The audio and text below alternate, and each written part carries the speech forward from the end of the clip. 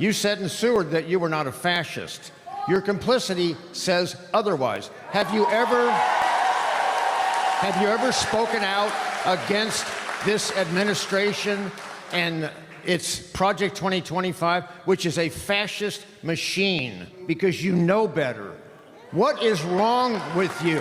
You know, guys, I know there is a ton of crazy stuff going on in this country right now, but if there's one thing that we can actually count on with Congress taking recess in the month of August, it's that these Republicans are traveling back home and they are getting absolutely dumpstered by their own constituents. And everybody should have seen this coming from a mile away. We've got the big despicable bill that is going to be devastating to this country. We've got an authoritarian power grab, the likes of which we have never seen before. And every single Republican in Congress right now is complicit in that authoritarian power grab. So when they travel back home, they should be torn to shreds by their constituents. And so I want to go ahead and take a look at another one of these town halls. This time it is Mike Flood from District 1 over in Nebraska. He won his district with 60% of the vote.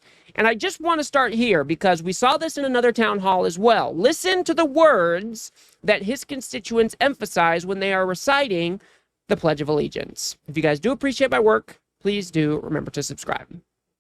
I pledge allegiance to the flag of the United States of America and to the republic for which it stands, one nation, under God, indivisible, with liberty and justice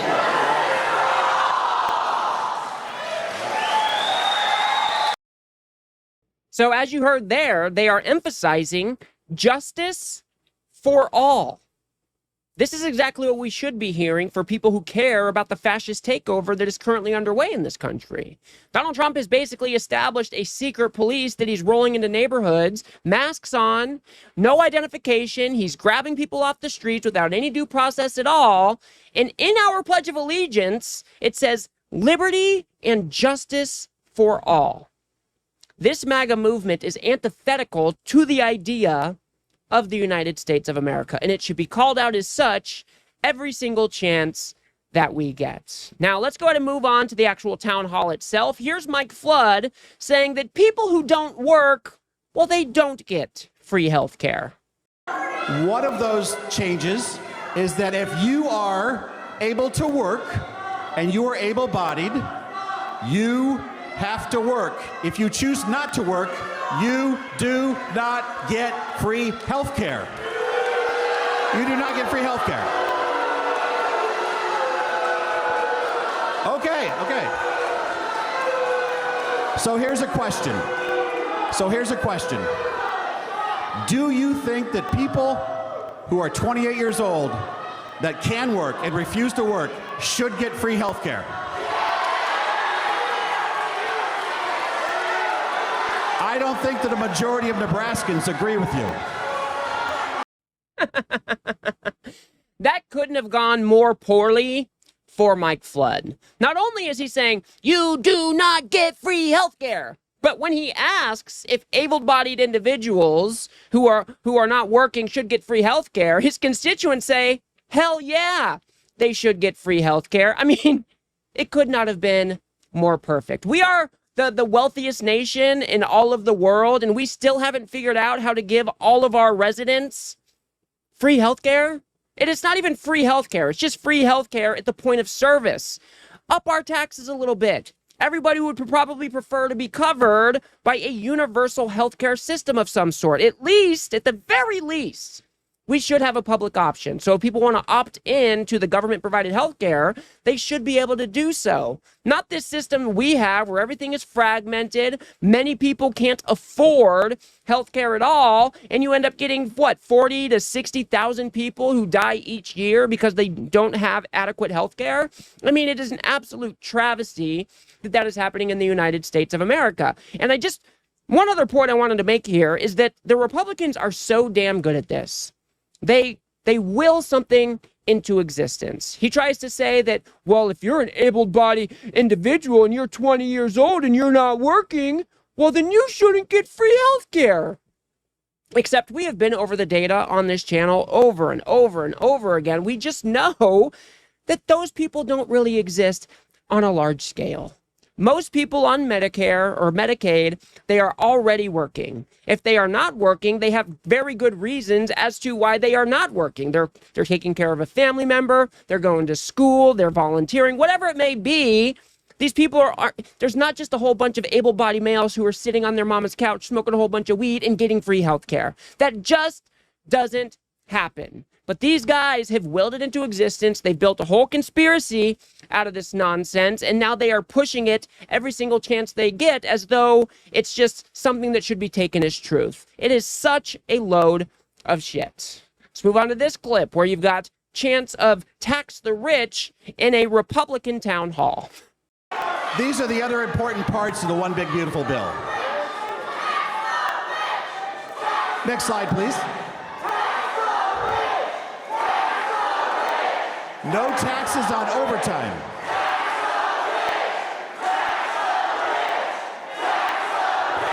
We've had this conversation before.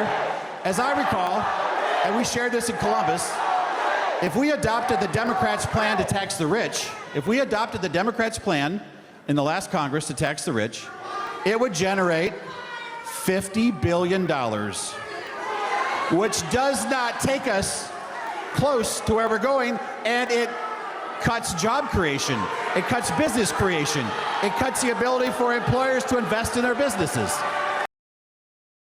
Look at the smile on his face. He's like so proud of himself that he got out his talking points in the fashion. Like it is so insane to me that they keep on running with this nonsense. When we're talking about taxing the rich, we are talking about at least funding the IRS to go after all of these wealthy tax cheats. We are leaving hundreds of billions of dollars on the table because the IRS has been defunded so brutally that we don't have the resources to go after the tax cheats. At the very least, we should be doing that. And then on top of that, of course, we could raise the top marginal tax rate a few percent so they are paying more of their fair share, as many people like to put it. But I absolutely love that at a Republican town hall, we are starting to hear chants of tax the rich.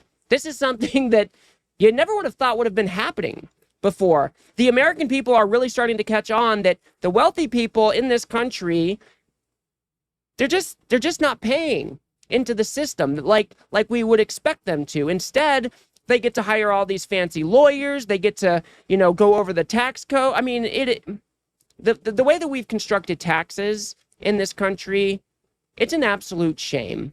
I mean, these people, they don't need the money, but here you've got Republicans making sure that we are taking away health care and food assistance. Also, we can give more tax breaks to the wealthiest individuals in our society. It just doesn't make any sense to me. Let's go to move on to this clip where he's asked about why they are cutting funding for SNAP, which is food assistance, and health research. Why did you cut SNAP and healthcare research?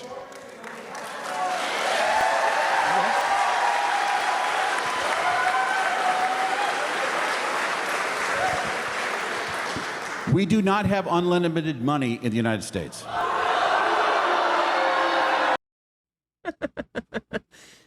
Imagine you being the person who is giving that answer. Well, guys, we don't have unlimited money in the United States. What the fuck are you talking about, dude? We are talking about food assistance for the most vulnerable amongst us, and we are talking about health research. At the very least, the wealthiest nation in the world should be able to fund those two things. But instead, what you guys have chosen to do is you've taken away food assistance, you've taken away Medicaid, there will be cuts to Medicare, and you did all of that so you could codify more tax cuts for the wealthiest among us. Do not tell us that we just don't have unlimited money. I mean, what a condescending piece of shit to even utter those words after that question. What an absolute embarrassment from Mike Fludner. Now let's go ahead and move on to this clip. This person is my spirit animal. I love this. She's got just the right energy. She's asking just the right questions. Take a look at this one. My question is fiscal. with 450 million FEMA dollars being reallocated to open Alligator Alcatraz and 600 million taxpayer FEMA dollars being used to now open more concentration camps, and ICE burning through $8.4 million a day to illegally detain people, how much does it cost for fascism? How much do the taxpayers have to pay for a fascist country?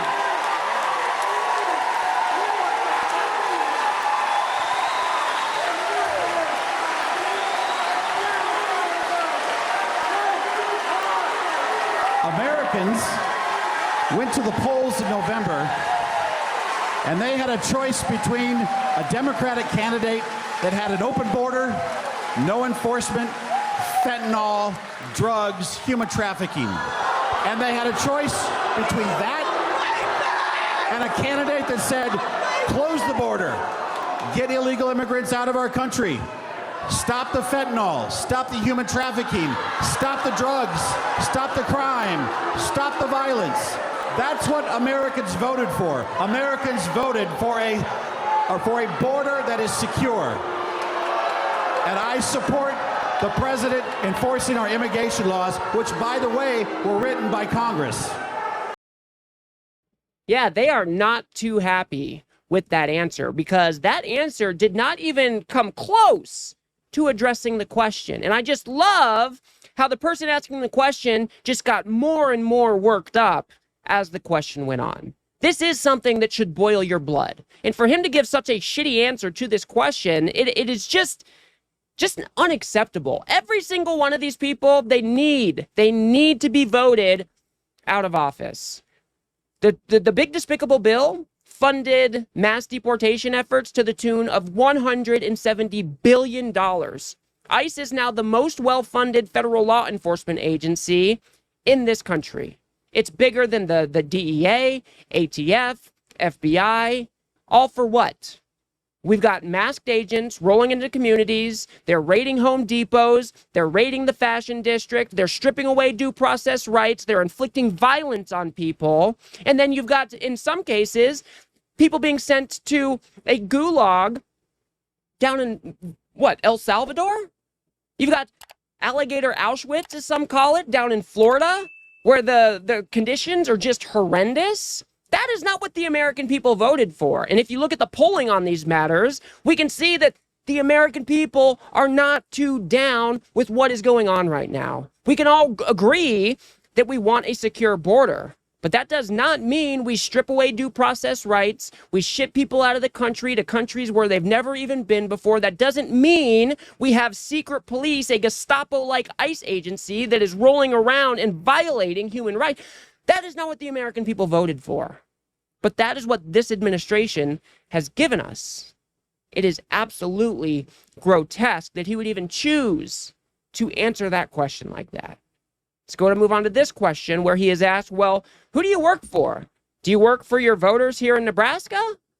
Or is it the billionaires? I worked for Democrats, Republicans over 20 years, faithfully, worked on counterterrorism issues, on the Iran nuclear program. And throughout that time, I always tried to spend some time thinking about how average Nebraskans, people like my family, teachers, farmers, grandparents, parents, how those decisions would impact those people. So I'm back in Lincoln now, and I wanted to see what my representative was doing for the people of Lincoln. And I see this new bill that transfers trillions of dollars of wealth from working class Americans, people that are sitting in this room, to billionaires that don't even live in this state. And so my question is, I know who I work for, but who do you work for?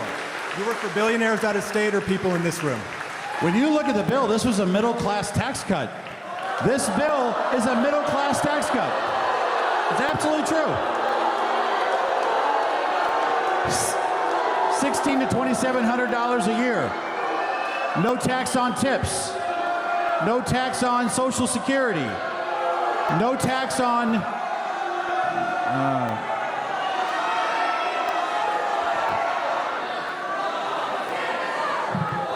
I mean, when you ask working class Americans where they are in this, they support the one big beautiful bill. Working class Americans support this. That is just not true. The more and more polling that we've had done on the big despicable bill, the more we understand that no, Most of the American people aren't down with this pile of shit legislation. When you are taking away food assistance, when you are taking away Medicaid, when you are cutting Medicare in very sneaky ways by not meeting like the pay-go exception or whatever that thing was called. I mean, the American people are reading through this. We can see that even if there are these minuscule little tax cuts for the middle class, they don't even hold a candle to all of these tariffs that Donald Trump is implementing. The average American family is going to be paying thousands of dollars more because he has an infatuation and a misunderstanding of what tariffs are. And then you pass the big despicable bill that takes away all these other benefits from the people who need them the most. Those people are getting screwed the most, right? So even if there are tiny little, no tax on tips, ooh, real big deal. No tax on overtime, ooh, real big deal. It doesn't really matter because you are taking away so much other stuff from the people who need it most. And you did this bill to transfer most of the benefits to the wealthiest among us. The largest transfer of wealth from the bottom to the top. The American people know what this is. They know that you are dangling a little carrot over here while you fuck them over there. That is why people are showing up to these town halls, and they are enraged by what is being done to their country right now. They are enraged by the legislation that this Republican Party has decided to move forward with. That's why these people are pissed off. And I want to go ahead and show you this one last clip, because I think when I hear these statements coming from older generations, I think it lands a little bit more. It's not some, caricature of a crazy lefty, some college student who's just really mad about this or that. When you hear these statements coming from an older generation, there's just something about it that I think sticks a little bit harder. There's a saying that silence is complicity. Your silence tells us that you have no problem with the January 6th attack on the Capitol, the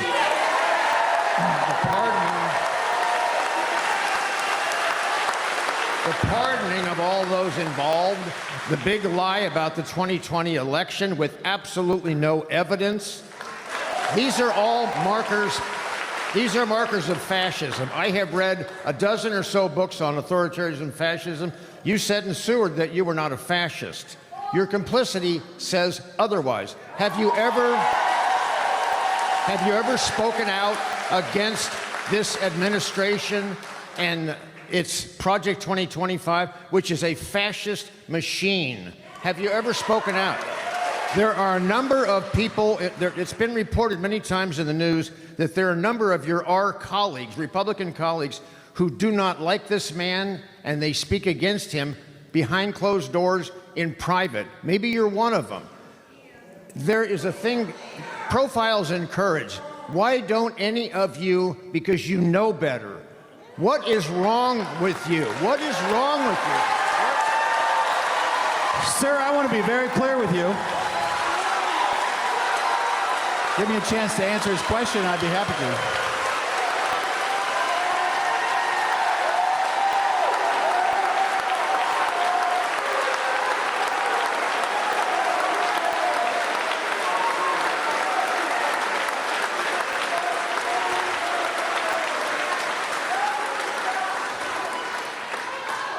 Fascists don't hold town halls with open question and answer series.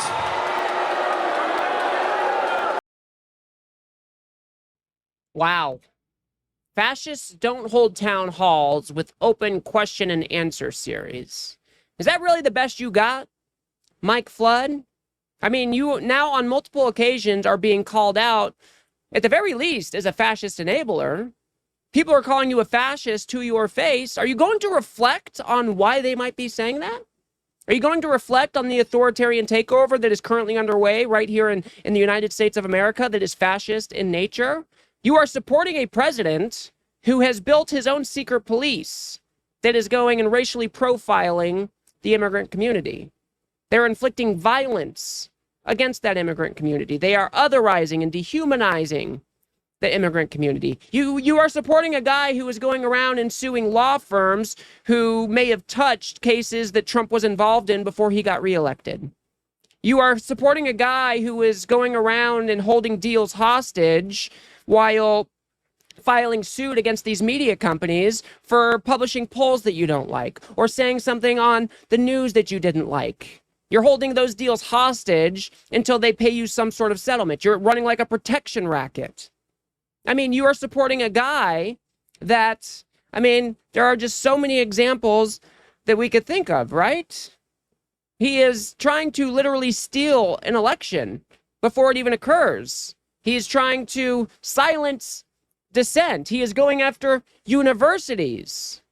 He's going after mail-in balloting. He is going after, they're trying to redistrict Texas in the middle of the decade because Donald Trump said, hey, Greg Abbott, why don't you find me 5 extra seats?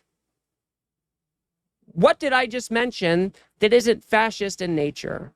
Donald Trump is on a revenge tour. He is using the power of the presidency to go after his enemies and his perceived enemies. He's trying to punish those people. Many times he's using violence with his new Gestapo-like ICE agency. These are very good things to point out. The Republican Party that is currently in power, that controls the House, the Senate, you even got some fascist enablers in the Supreme Court. You've got Donald Trump himself, which is an authoritarian with fascistic tendencies. I mean, what else are we to think here? You are part of the party that is enabling the authoritarian takeover. So if you aren't standing up and speaking out against what this administration is trying to do, then you are part of the problem.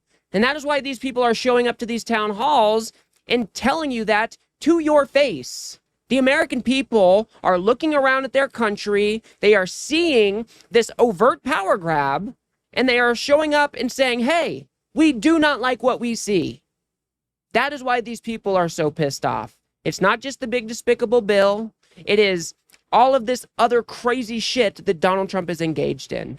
We have never seen anything like it in the United States of America. Donald Trump is literally trying to control nearly every facet of society. He is trying to get 10% stake in companies so he has some control over them. He is trying to write, terms for Harvard. I mean, it is all just insane. He has golden shares in a steel company. He is the most socialist president that this country's ever seen in modern times. I mean, it is absolutely insane that it is this Republican Party that is supporting all of that nonsense. It is absolutely insane. So as I will continue to say, guys, every single one of these Republicans needs to be voted out of office. They are enabling this fascist movement. They do not know how to govern. Every single one of them should be voted out of office. And I applaud every single person who is showing up to these town halls and just ripping these senators, these House members to shreds. This is what they deserve. This is what they should have expected. This is what they probably did expect. This is probably why Republican leadership said, hey, you guys probably shouldn't hold these town halls, because they knew that this is what was going to happen. The American people are trying to hold these people accountable, and they just continue and continue and continue. And hopefully, with any luck at all, we are going to see a huge swing back that wipes a lot of these Republicans off the map electorally. So I will leave it there for now, guys. If you guys got anything out of this video, please do remember to smash that like button and subscribe. Maybe share with a friend or two. I'd very much appreciate that. We've got to build something here on the left that pushes back against this right-wing media ecosystem that just launders all of this authoritarian nonsense for these Republicans and Donald Trump day in and day out. So if you do like what I do here, please do remember to smash that subscribe button. Of course, that is free right here on YouTube. If you guys want to go a step above and beyond that and help me produce these videos, you can subscribe here as a member right here on YouTube for as little as $3 a month. Or you can find me over at Substack at politiscape.substack.com. Over there, I own all the data, which is a nice thing about that platform. Otherwise, guys, I will continue to say that fighting back against this MAGA media machine, it has got to be a team effort. I'll see you guys on the next one.